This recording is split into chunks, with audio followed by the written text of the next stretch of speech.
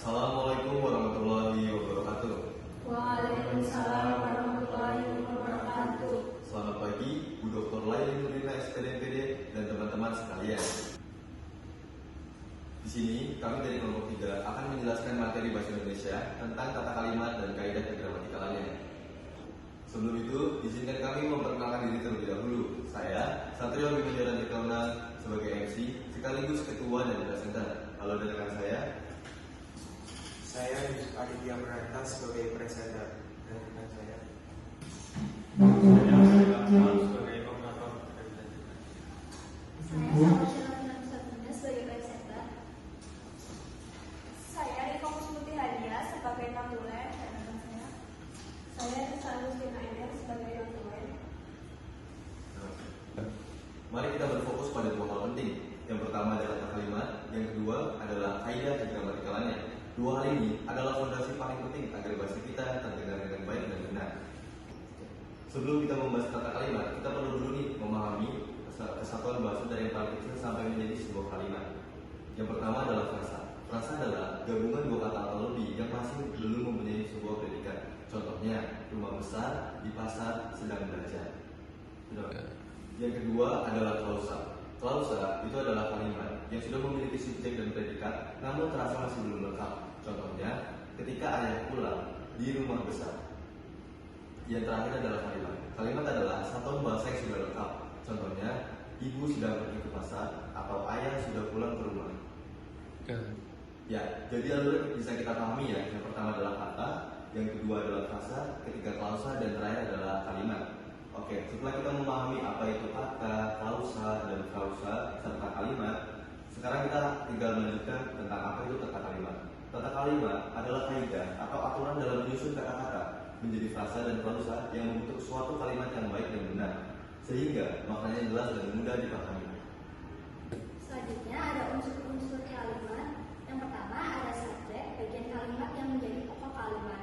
Yang kedua ada predikat, bagian kalimat yang menjelaskan subjek atau menyatakan tindakan. Yang ketiga ada objek, yaitu bagian kalimat yang dikenai tindakan oleh subjek melalui predikat transitif.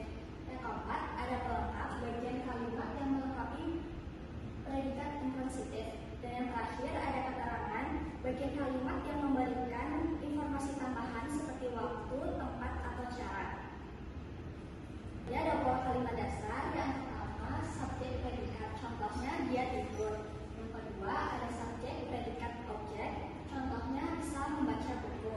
Yang ketiga ada subjek predikat pelengkap, contohnya mereka menjadi guru. Dan yang keempat ada subjek predikat keterangan, contohnya ayah bekerja di kantor. Yang kelima ada subjek predikat objek keterangan, contohnya dia makan buah di dapur. Lalu ada kaidah kegramatikalan. Kaidah kegramatikalan adalah aturan yang harus dipatuhi agar sebuah kalimat menjadi benar dan gramatikal. Kesesuaian dengan ejaan dan tanda baca. Kalimat harus diakhiri dengan tanda baca yang benar seperti titik, tanda tanya, atau tanda seru.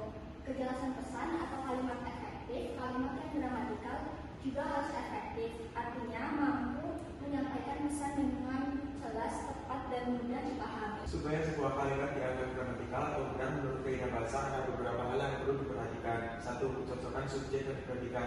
Contoh benar, anak itu menangis. Dan contoh yang salah, anak itu menangis setelah sekali bermain bola. Itu mengandung predikat yang bercampur dan tidak jelas. 2. Penggunaan imbuhan yang tepat. Contoh benar, dia membaca buku. Contoh salah, dia bacaan buku.